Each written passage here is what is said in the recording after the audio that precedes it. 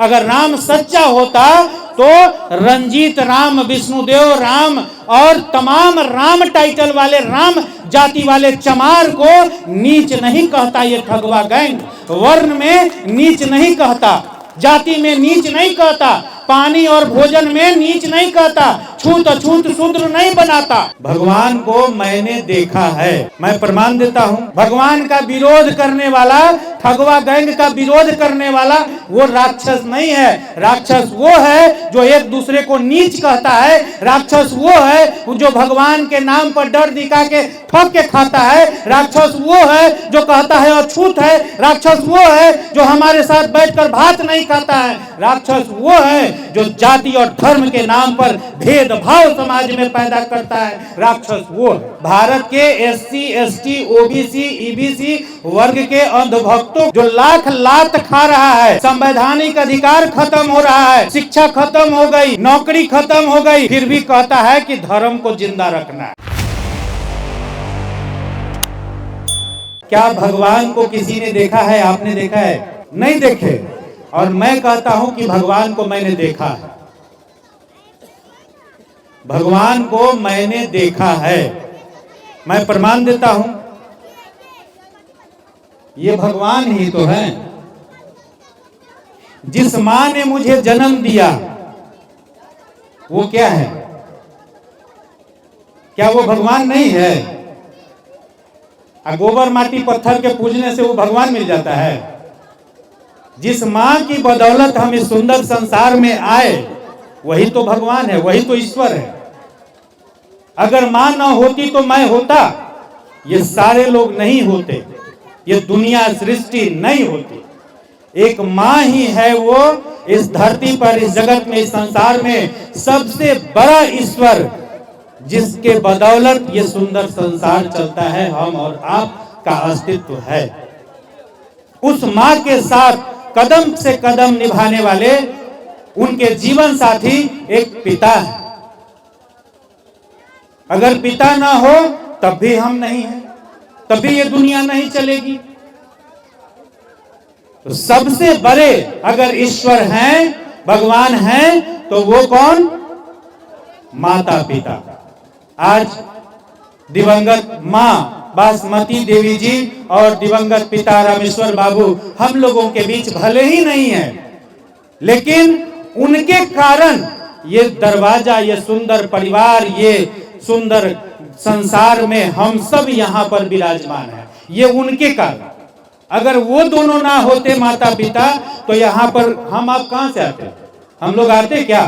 नहीं आते। ये परिवार ही नहीं होता, उनकी औलाद ही नहीं होती। तो फिर इस दुनिया में अगर सबसे बड़े ईश्वर हैं तो वो मां हैं और पिता है। जिस भगवान की आज राजनीतिकरण हो रही है, जिस भगवान के नाम पर घरे घरे घूम के ठगवा गैंग ठग के खाता है, क्या उस भगवान को किसी ने देखा? वो भगवान आज तक किसी को न दिखाई दिया है और न उस भगवान से किसी का कल्याण हुआ। हाँ, कल्याण हुआ एक वर्ग का, एक जाति वर्ग के लोगों का, जो ठगवा गैंग उसका व्यापार करके उसके नाम पर लोगों को डर दिखा के वो ठग के खा रहा है। यही हुआ।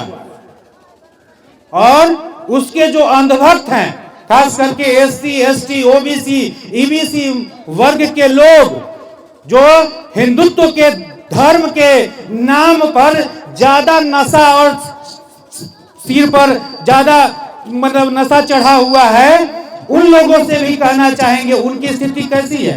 अंधभक्तों की स्थिति ठीक उस प्रकार है। उस एक वैसी महिला जो उसका पति दिन भर कहीं से घूम के और दारू पी के, भांग खा के, नशा क के आता है घर में, अब पत्नी को कहता है, दो चार लात भी देता है और दो चार को बढ़िया बढ़िया सुंदर गाली गलौज भी करता है, और तब भी पत्नी कहती है ये हमार परमेश्वर हथी ना। और जिनका लिए आप लोग करते हैं कौन चीज, कौन व्रत करते हैं? तीज करते हैं एक नंबर में, करवा चौथ करते हैं, और पता नहीं कौन कौन व्रत करते हैं अपने पति की लंबी आयु दीर्घायु करने के लिए। वही हाल भारत के SC ST OBC EBC वर्ग के अंधभक्तों का है, जो लाख लात खा रहा है, संवैधानिक अधिकार खत्म हो रहा है, शिक्षा खत्म हो गई, नौकरी खत्म हो गई, फिर भी कहता है कि धर्म को जिंदा रखना है। वे वही लात खाने वाले लोग हैं। और असली राक्षस दानव जाति के नाम पर नहीं है, भगवान का विरोध करने वाला, ठगवा गैंग का विरोध करने वाला वो राक्षस नहीं है। राक्षस वो है जो एक दूसरे को नीच कहता है, राक्षस वो है जो भगवान के नाम पर डर दिखा के ठग के खाता है, राक्षस वो है जो कहता है अछूत है, राक्षस वो है जो हमारे साथ बैठकर भात नहीं खाता है, राक्षस वो है जो जाति और धर्म के नाम पर भेदभाव समाज में पैदा करता है, राक्षस वो है। सब एक रूप एक तरीके से जन्म लेते हैं धरती पर, चाहे कीड़े मकोड़े पशु पक्षी कोई भी हो, सभी अपने माता पिता के द्वारा ही जन्म लेते हैं। फिर ये ऊंच नीच भेदभाव क्यों? कितनी अच्छी सुंदर गाना गा करके सुनाए हैं अभी। जब बच्चा थोड़ा सा और बड़ा होता है तब हमारे परिवार के लोग, ये धर्म का नशा शुरुआत होती है परिवार से, उसके दोषी माता पिता होते हैं। सबसे पहली शुरुआत वहीं से, घर से होती है। माता पिता ही बच्चे को शुरू करते हैं, चंदन काठी, एने टीका, ओने लाल बधी, काला बधी, गोर हाथ सब में बांध देंगे। बुझाता है कि उसको पूरा हथकड़िए लगा दिए सौसे शरीर में। इतना सुंदर बच्चा है, उसको लाल पियर काला पूरा काला कलूटा बना देते हैं टीका करके। और अब उसके बाद उसको सुबह सुबह जब माँ उठ करके घंटी बजाएगी, आरती करेगी, पत्थर को और नकली देवी देवता वाला फोटो के, नकली को असली को छोड़ के नकली को, तो वो बच्चा क्या सीखेगा? वो बच्चा भी तो यही सीखेगा ना कि माँ वैसे कर रही है तो हम वैसे कर, पापा वैसे कर रहे हैं तो हम वैसे कर। आप उसको सिखाइएगा, जब आप खुद करिएगा माता पिता की पूजा, सुत उठ के माता पिता का आशीर्वाद लीजिएगा, सुत उठ के गुरु जी का आशीर्वाद लीजिएगा, माता पिता का सम्मान करिएगा, अच्छा व्यवहार करिएगा, तो आपका औलाद भी आपके साथ वैसा ही करेगा, आपके साथ भी अच्छा व्यवहार करेगा। यही सही और गलत का भेद समझने की जरूरत है। आज माता पिता के सम्मान में आयोजित कार्यक्रम में जरूर इतना संकल्प लीजिए कि हम अपने घर में सबसे बड़े ईश्वर, सबसे बड़े देवी देवता माता पिता का सम्मान करेंगे, और किसी भी तरह का काल्पनिक देवी देवता, किसी तरह का धार्मिक फसाद के जड़ में हम नहीं जाएंगे, उसका त्याग करेंगे। संकल्प लीजिए, आपको भी वैसा ही सम्मान आपका औलाद करेगा जैसा आप अपने माता पिता के साथ करिएगा, और तब समाज में आपका सम्मान स्थापित होगा। देखिए फलाने बाबू का बेटा जा रहा है, वो कितना अच्छा है, अपने माता पिता का सम्मान करता है। आप कांवर उठा के चल दिए, आप चार धाम 8 धाम कौन कौन यात्रा करने चल दिए, और माता पिता यहाँ अपमान महसूस कर रहे हैं, माता पिता को गालियां दी जा रही है, माता पिता को सही से भोजन नहीं दिया जा रहा, सही से कपड़ा नहीं दिया जा रहा। उनको कहते हैं ए चुपे रहा न, कहला बुढ़ऊ टर कैले बारा, तू चुपे रहा, हम सब करई बारी नु। यही ना लोग कहता है, माने बेटा पुतो कहे कि टर मत करो, चुपे रह, हम जाई बारी नु, अवई बारी, भगवान से आशीर्वाद ले ले। अरे कपूत, क्या कौन भगवान नकली तुमको आशीर्वाद देगा जब तुम असली भगवान का अपमान करोगे?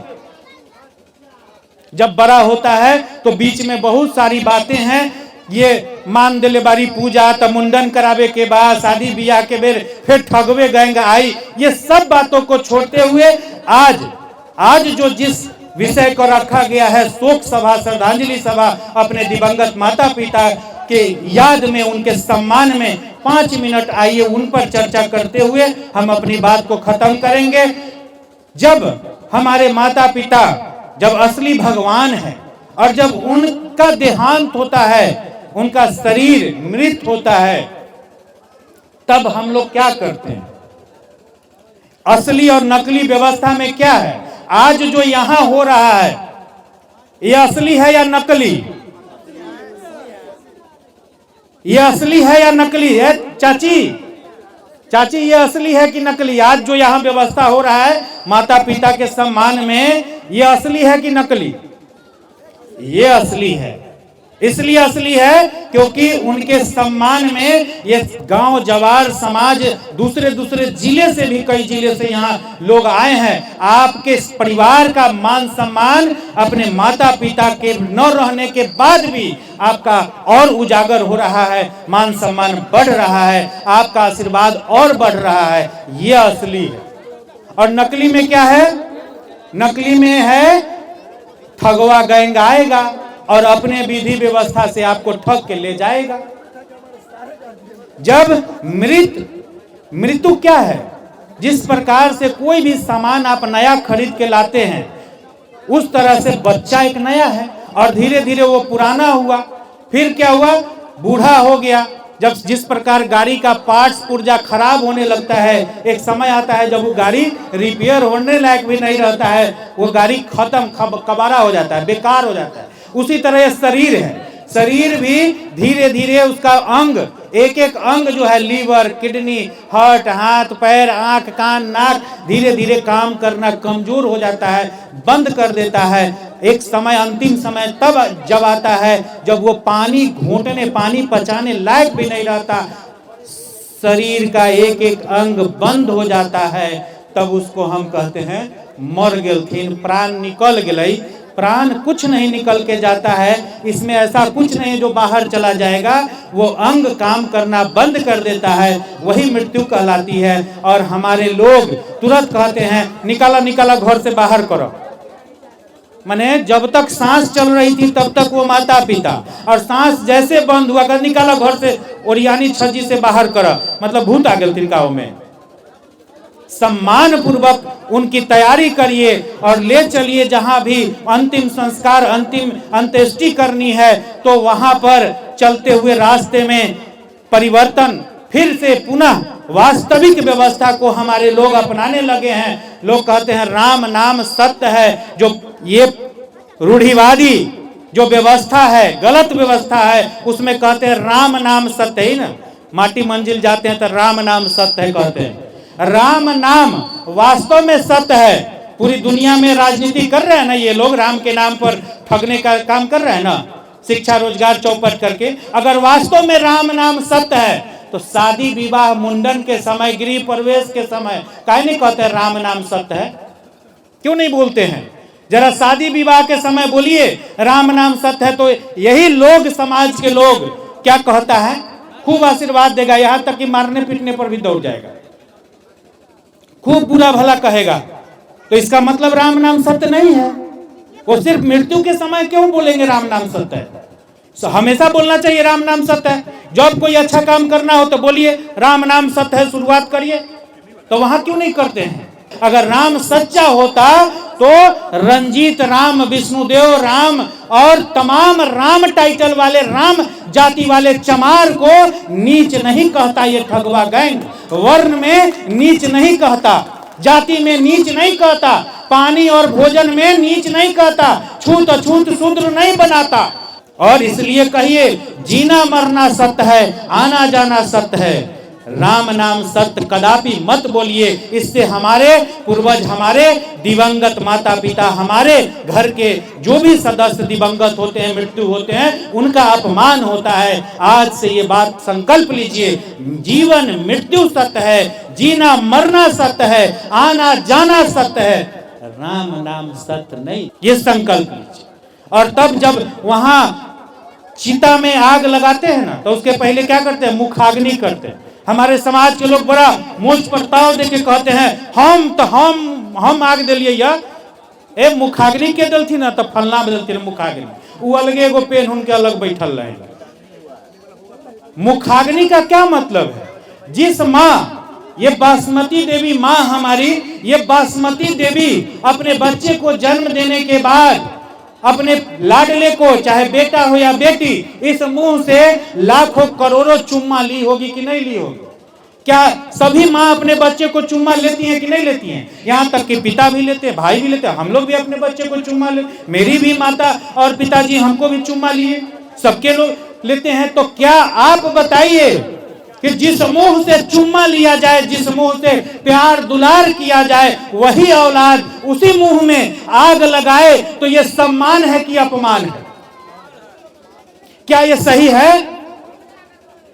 मुंह में आग लगाना एक प्रचलित गाली है समाज में। महिलाएं गाली देती हैं, जब झगड़ा होता है तो महिलाएं कहती हैं आवे ना मुझौसा मुंहे में झोंकार दो, मुंहे में आग लगा दो, कहती हैं कि नहीं? महिलाएं कहती हैं। अब एक तरफ वही मुंह में आग लगाना गाली है, मुझौसा कहीं का मुंहे में आग लगा दो, आवे ना मुंहे झोंकार दो, गाली है।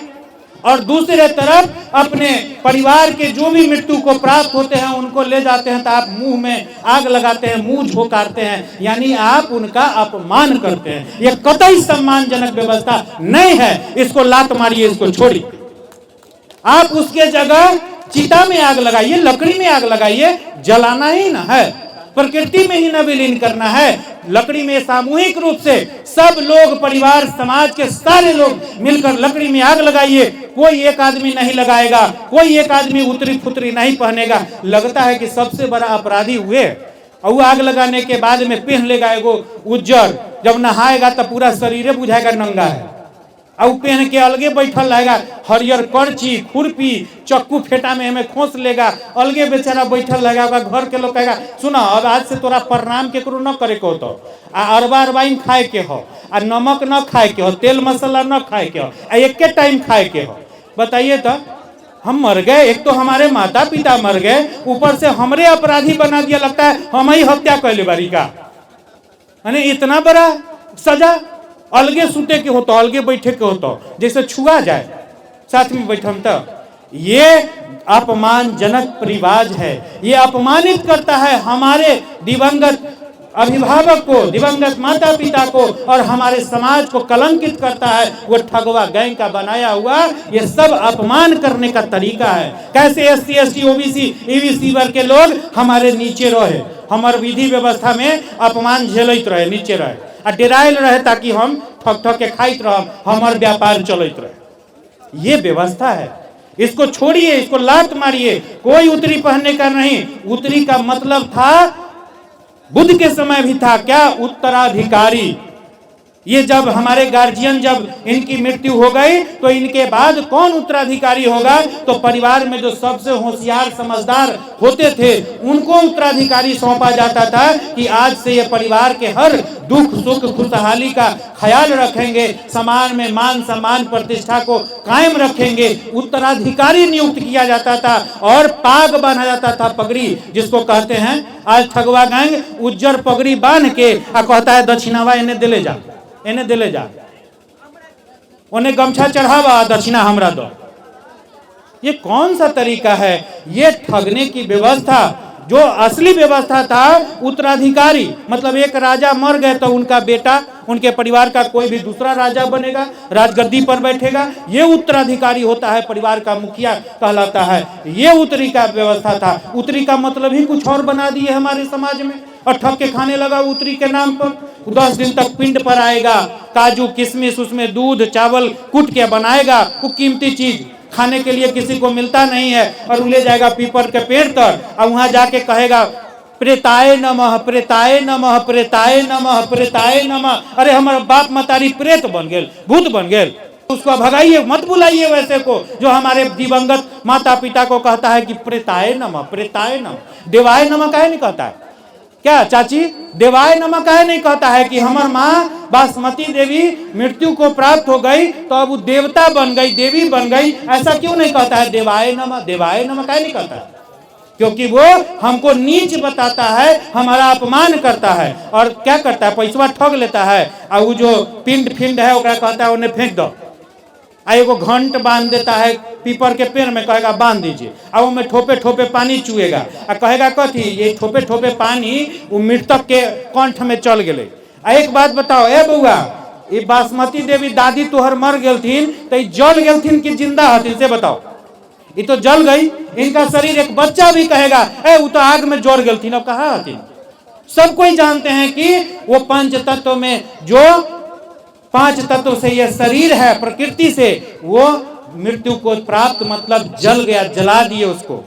भ से भूमि, ग से गगन, व से वायु, व आकार वो अ से अग्नि और न से नीर, ये जल, ये 5 तत्व प्रकृति जिसके कारण हम जीवित हैं। अगर एक चीज इसमें से कोई चीज की कमी हो जाएगी तो हम मर जाएंगे, हम जिंदा ही नहीं रहेंगे। तो वो 5 तत्व में विलीन हो गई। फिर वो यहाँ पर जब जल गई तो यहाँ घंट में से ठोपे ठोपे पानी चुएगा। एक बात बताइए, यहाँ चापाकल है, बोरिंग है, यहाँ बोरिंग स्टार्ट कर दीजिए, मोटर चला दीजिए, और वहाँ 2 किलोमीटर दूर वहाँ विष्णुदेव बाबू के जो कॉलेज है, विष्णुदेव राय कॉलेज, वहाँ पर हमारा आम के गाछी है, और यहाँ बोरिंग चला दीजिए, पाइप उप नहीं लगेगा, तो वहाँ पानी चल जाना चाहिए। पानी पहुँचेगा? यहाँ के मोटर का पानी पहुँचेगा? कतई नहीं पहुँचेगा, ये सब लोग जानते हैं ना। तो फिर काहे ठगवा के फेर में पड़ल रहते हैं? वो घंट माहे पानी चुएगा तो हमारा माई के कंठ में चल जाएगा, मुंह में चल जाएगा। काहे ई काहे? जब ये पानी वहाँ न जाई, यहाँ के पानी वो खेतवा में बिना पाइप लगेले, बिना चैनल बनेले न जाई, तो यहाँ घंट में के पानी हमारा माई बाबूजी के ऊपर चल जाए। और तो और वो 10 दिन जो क्रियाक्रम होता है सो होता है, वो एक नियम बनले है कि हर साल आश्विन महीना में आपको और उबिछना है पानी। यहाँ उबछिएगा कटोरा में से, थाली में से, तो हर साले साले उबछिएगा, ओकरा दान दक्षिणा दीजिएगा, पानी उपछाई ओकर फीस। तो वहाँ आपके बाबूजी जो वहाँ होंगे ऊपर में, माई होगी, तो ओकरा कंठ में पानी पियाई हो जाएगा। पानी पी लेंगे? पानी पी लेंगे? कोई बताइए हाथ उठा के, पानी पी लेंगे? संभव है? फिर भी हम ये सब जानते हुए भी, हम सब किसान कमेरा कृषक वर्ग के परिवार से आते हैं, बावजूद हम जानते हैं कि यहाँ का पानी वहाँ व्यवस्था नहीं करने पर नहीं जाएगा, बावजूद इसके हम ठगवा गैंग के चंगुल में फंसे हुए, हमारा समाज फंसा हुआ। ये कितनी बेवकूफ़ी वाली बात है, जाहिलियत वाली बात है, मूर्खता वाली बात है। ये कसूर हमारा है, उस ठगवा गैंग का नहीं है। हम मानते हैं, हम उसको बुलाते हैं, इसलिए वो आता है और हमको ठग के ले जाता है। वो तो खुद खुल्लम खुल्ला कहता है कि ये ऐसा व्यापार है जिसमें मांगने परोसने प्रचार करने की जरूरत नहीं पड़ती है। लोग खुद बुलाते हैं, पैर पूजा करते हैं और चढ़ाना भी देते हैं। तो हमको करने में क्या दिक्कत है? ये उसकी गलती नहीं, हमारे लोगों की गलती है। और उसके बाद फिर आता है बाल मुंडन कराइए। नहीं कहते हैं बाल बच्चा को चॉकलेट के नाम पर कुछ ठग लेता है तो कहता है रे चल ना फलनवा क्या जब मूड दिली है, ओकरा ठग के चॉकलेट खा ले ली है, ओकरा मूड दिली है। यहाँ लोग शान से मुंडन कराते हैं, बोलो बाल मुंडन कराए हैं, और वही मुंडन के नाम पर फिर जो है वहाँ ठगौती, फिर एंड पिंड, फिर एक अरसा आता है। एक अरसा के दिन एगो अलग गुटबाजी है, वो में एगो द्वारसा के आएगा ठगने वाला, आ एगो एक अरसा के आएगा ठगने वाला। वो कहेगा हम घर से अलग ठगम, आ वो कहेगा हम घर में ठगम। तो ओकर विधि व्यवस्था अलग है, आ एक अलग है। यहाँ वो द्वारसा के दिन आई तो वो कही है सुना ओकरा जे दिलहु है उसे ज्यादा न होए के चाहिए, हम तनका ओकरा से ऊंच वर्ग के ठग बारी। वो कहता ना अपने में कि वो हम ओकरा से हम तनी ऊंच बारी, हम तो तोहर घर के ठगवा न होती, घर के माने रजिस्टर्ड सालाना वाला, सालों भर ठगे वाला, तो यहाँ तनका हमरा ज्यादा मिले के चाहिए। तब यहाँ पर पलंग पटिहाट तोशक तकिया रजाई, अभी तो जाड़ा महीना है, दिए होइएगा क्या? नहीं दिए हैं? यहाँ ना हुआ है उसे। तो बड़ा होशियार लोग आप लोग निकले भाई, चालाक लोग हैं आप लोग। देखिए हम सैल्यूट करते हैं आप सभी परिवार वालों को और तमाम समाज के लोगों को, जो आप लोग इस ठगवा गैंग के चतुर चालाक व्यवस्था, ठगने की व्यवस्था को लात मार के आप ये असली और वास्तविक तरीके से अपने माता पिता का सम्मान कर रहे हैं। हम आपको सैल्यूट करते हैं। और उस दिन सारा व्यवस्था होगा, पलंग पटिहाट खटिया तोशक रजाई थाली कटोरा गिलास लालटेन ढिबरी चप्पल जूता छत्ता सब ले जाएगा वो। आप कहिएगा, अब जैसे हमरा जैसा आदमी है तो कहते हैं सुनिए ना, क्या कहते हैं उसको, नाम लें, ए पंडित जी सुनिए ना, आजकल जमाना है हाईटेक, तो तनी मोबाइल वो लेना लीजिए, हम मोबाइल खरीद के दे रहे।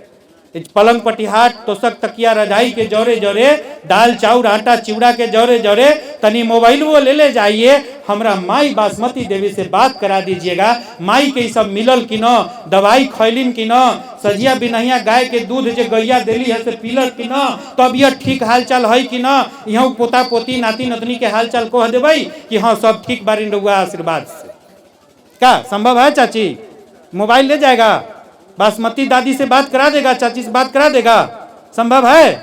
तो जब ये मोबाइलवा न ले जाके हमसे बात कराएगा तो तोसक तकिया रजाई वो हमरा माई के चल जाएगा, वो माई के हमरा मिली जो जर गेलन आग में उनका मिली। यही समझने की जरूरत है ना। जब आप मोबाइल पर बात हमको नहीं करा सकते तो दान पुण्य हमसे ठग कर ले जाइएगा, वहां स्वर्ग नरक किसने देखा? जिंदा कोई गया नहीं या मरने के बाद कोई आया नहीं तो बताया कौन कि स्वर्ग क्या होता है, नरक क्या होता है? किसने बताया? जिंदा कोई गया चाचा? क्या चाचा जी, जिंदा कोई गया? नहीं गया। अब मरने के बाद कोई आके कहा कि स्वर्ग कैसन रही है? कोई कहबे नहीं किया, कोई आबे नहीं किया। तो स्वर्ग नरक कैसा, कैसा मोक्ष? यही पाखंड, अंधविश्वास, झूठ परे जो हम सब ढो रहे हैं, वो ढोने के लिए नहीं कहता है, जान लीजिए ये बात। वो तो इतना जागरूक है कि आपके संवैधानिक अधिकार को, आरक्षण को, नौकरी को, शिक्षा को दीमक की तरह चाट गया, धीरे धीरे खोखला कर दिया, खत्म कर दिया। वो इतना चालाक है और आप उसको बुला करके पैर पूजा कर रहे हैं, उसको दान दक्षिणा दे रहे हैं, सुबह सुबह उठ के पाए लागू करते हैं, जतरा पूछते हैं। ये शर्म करना चाहिए हमारे लोगों को जो ऐसा करते हैं। अगर अपने बच्चों के भविष्य को बचाना है तो ये सब व्यवस्था बंद करिए, धर्म कर्म कुकर्म, और अपने बच्चों को शिक्षा के प्रति जागरूक करिए और तब संविधान बचेगा। जब तक आपका औलाद, हमारा औलाद शिक्षित नहीं होगा तब तक नहीं बचेगा।